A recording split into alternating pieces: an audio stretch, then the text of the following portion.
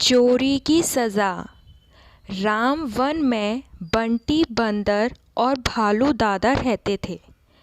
भालू दादा बहुत सीधे साधे थे, पर बंटी बहुत धूर्त और चालाक था। भालू दादा खेती बाड़ी का धंधा करते थे। बंटी बंदर मस्ती से इधर उधर घूमता रहता था। उसे मेहनत करना कतई पसंद न था।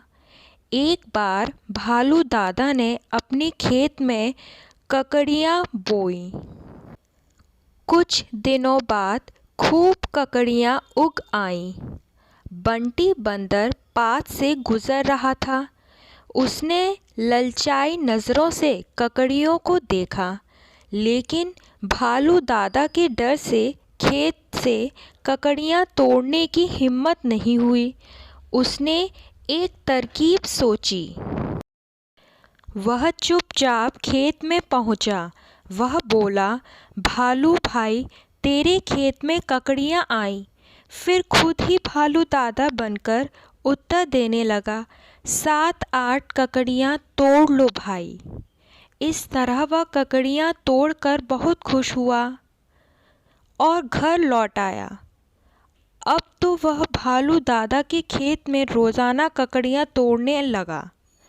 उधर भालू दादा बड़े परेशान थे। उनके खेत में ककड़ियाँ कम होती जा रही थीं।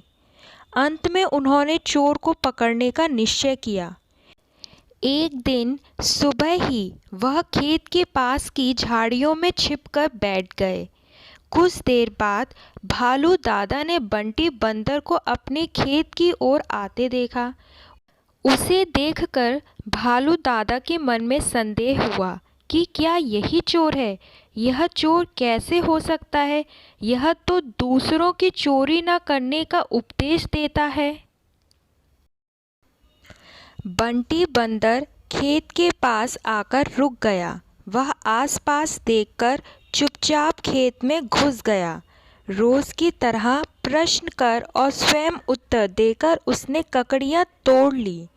भालू दादा झाड़ी में छिपे हुए उसकी चालाकी देख रहे थे।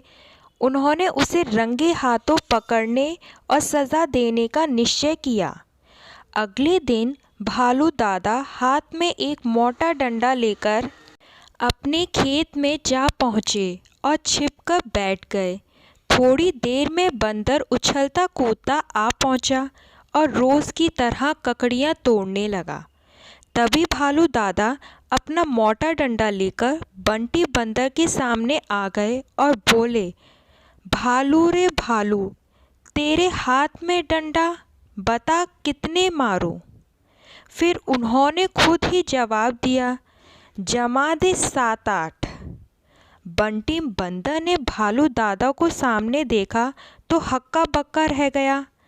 जब भालू दादा का उस पर पहला डंडा पड़ा तो वह चिल्लाया, माफ़ करो दादा, आगे से मैं कभी चोरी नहीं करूँगा।